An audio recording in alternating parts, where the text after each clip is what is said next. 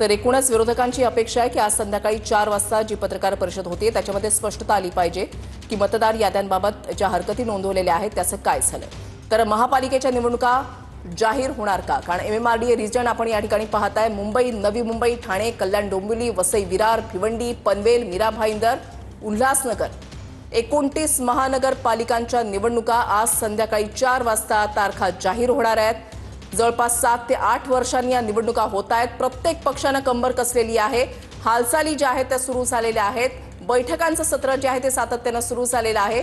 संपूर्ण राज्यभरातल्या 29 महानगरपालिकांच्या निवडणुकांच्या तारखा आज संध्याकाळी 4 वाजता जाहीर होणार आहेत आणि त्यासोबतच स्थानिक स्वराज्य संस्थांच्या निवडणुकांच्या तारखा, त्याच्यामध्ये जिल्हा परिषद आहेत 32 आणि पंचायत समिती आहेत 336। तर या निवडणुकांच्या तारखा नेमक्या काय असतील हे पाहणं देखील तितकंच महत्त्वाचं असेल। आणि विरोधक सातत्यानं एक मुद्दा उपस्थित करतायत, तो म्हणजे मतदार याद्यांमधला घोळ, दुबार नावांचा मुद्दा। तर त्यावर आयोग पत्रकार परिषदेमध्ये काही बोलणार का हे देखील पाहणं तितकंच महत्त्वाचं असणार आहे। महानगरपालिका निवडणुकांची आज घोषणा होणार आहे।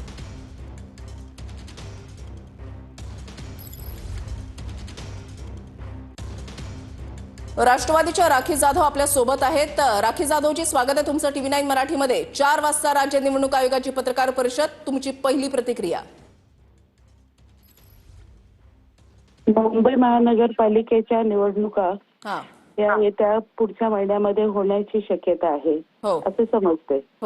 कदाचित त्या कारणास्तव आज ही इलेक्शन आयोगाची ही जी काही प्रेस कॉन्फरन्स होणार आहे तर त्याच्यामध्ये ते डिक्लेरेशन असू शकतं।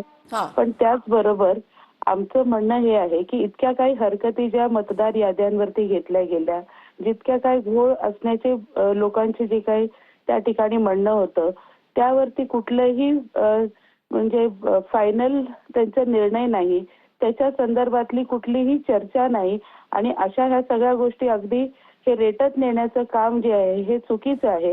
मला वाटतं कुठेतरी या सगळ्या घोळ असणाऱ्या या मतदार याद्या पहिल्या आणि त्यानंतर ज्या ज्या ठिकाणी हायराईज इमारतींच्या परिसरामध्ये असणारे हे मतदान केंद्र आणि त्या संदर्भातल्या लोकांच्या असणाऱ्या हरकती आणि त्या व्यतिरिक्त त्या सगळ्या प्रक्रियेमध्ये आपण जर पाहिलं की व्हीव्हीपॅट नाही आहे आणि त्याचबरोबर ह्या मशीन्सच्या संदर्भातल्या लोकांच्या मनामध्ये असणारा संभ्रम, हे सर्व पाहता निवडणूक आयोग जे आहे यांनी आजच्या या प्रेस कॉन्फरन्समध्ये या सर्व गोष्टींवरती पहिला आपला निर्णय देणं अपेक्षित आहे आणि मग नंतर इलेक्शन कार्यक्रम जाहीर करणं अपेक्षित होतं।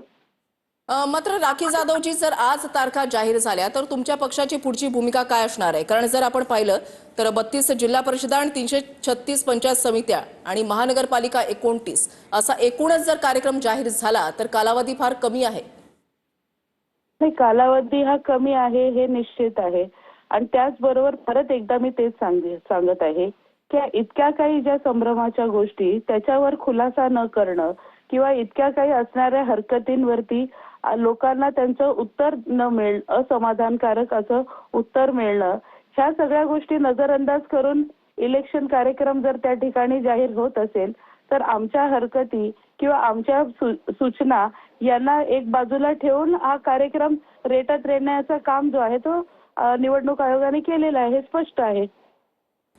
ठीक आहे, धन्यवाद राखी जाधवजी, तुम्ही आमच्याशी या संदर्भात सविस्तर संवाद साधण्यासाठी। शरद पवार राष्ट्रवादीच्या प्रवक्त्या राखी जाधव आपल्या सोबत होत्या। MMRDA रिजन मधल्या कोणकोणत्या महानगरपालिका आहेत ज्या ठिकाणी निवडणुकांच्या तारखा आज जाहीर होतील? मुंबई, नवी मुंबई, ठाणे, कल्याण डोंबिवली, वसई विरार, भिवंडी, पनवेल, मीरा भाईंदर आणि उल्हासनगर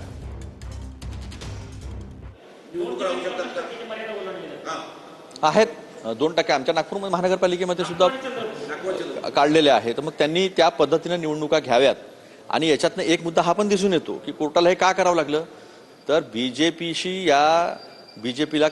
बीजेपीला या जनतेशी, ओबीसी जनतेशी काही घेणं देणं नाही। आम्ही म्हटलं होतं की तुम्ही जनगणना करा महाराष्ट्राने आणि एक मतानं आपण ठराव संसदेला पाठवू, आपलं डबल इंजिनचं सरकार आहे, 9व्या शेड्यूलमध्ये टाकून घ्या। 65%, 75% जे काही होईल, ज्याची लोकसंख्या असेल ओबीसीची, त्या सर्वांना न्याय भेटला असता, जास्तीत जास्त लोक या स्थानिक स्वराज्याच्या निवडणुकीत लढू शकले असते, पण तसं केलं नाही।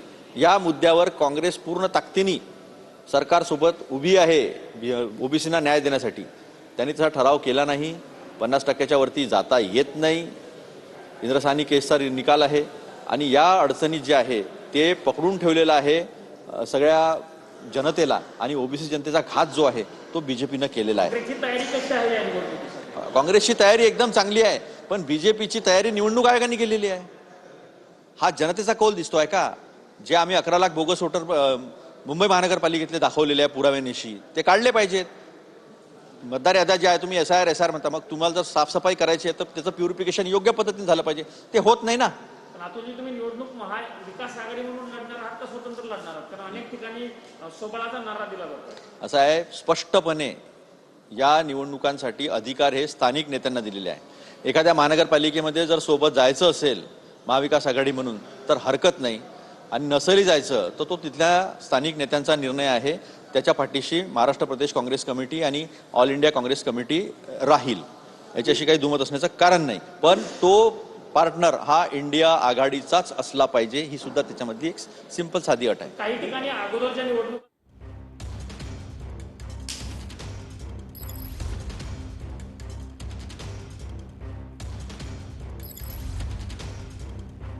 आनंद परांजपे आपल्या सोबत आहेत. आपण त्यांच्यासोबत आता संवाद साधणार आहोत. परांजपेजी, 4 वाजता राज्य निवडणूक आयोगाची पत्रकार परिषद होती आहे, तुमची पहिली प्रतिक्रिया?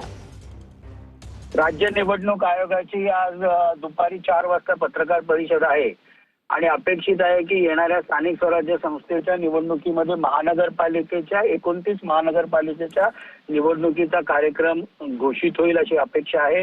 राष्ट्रवादी काँग्रेस पार्टी या संपूर्ण निवडणूक प्रक्रियेवर लक्ष ठेवून आहे आणि राज्य निवडणूक आयोग जो काही निवडणुकांचा कार्यक्रम जाहीर करेल, राष्ट्रवादी काँग्रेस पार्टी या निवडणुकीला सामोरं जायला किंबहुना आम्ही कारण गेले 5 वर्ष 6 वर्ष काही ठिकाणी 8-8 वर्षात निवडणुका झालेल्या नाहीत.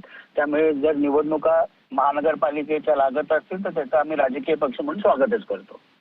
विरोधकांकडून सातत्यानं मतदार याद्यांमधल्या घोळाबाबत आक्षेप जो आहे तो सातत्यानं घेतला जातोय आणि आता सुद्धा आम्ही ज्या वेळेला प्रतिक्रिया जाणून घेतल्या त्यावेळेला त्यांचं असं म्हणणं आहे की निवडणूक आयोगानं आजच्या पत्रकार परिषदेमध्ये स्पष्टता दिली पाहिजे की ज्या आम्ही हरकती नोंदवलेल्या आहेत त्याचं नेमकं काय झालं. असं आहे की निवडणुका जवळ आल्या की कायमच राजकीय आरोप विरोधी पक्ष करत असतात. दुबार मतदारांसाठी 2 स्टार ज्या काही मतदार याद्या आहेत त्याच्यामध्ये असणार आहेत, त्याच्याबद्दलचं हमीपत्र देखील त्या मतदाराकडनं घेण्यात येणार आहे की तो दुबार मतदार करत नाहीये ना.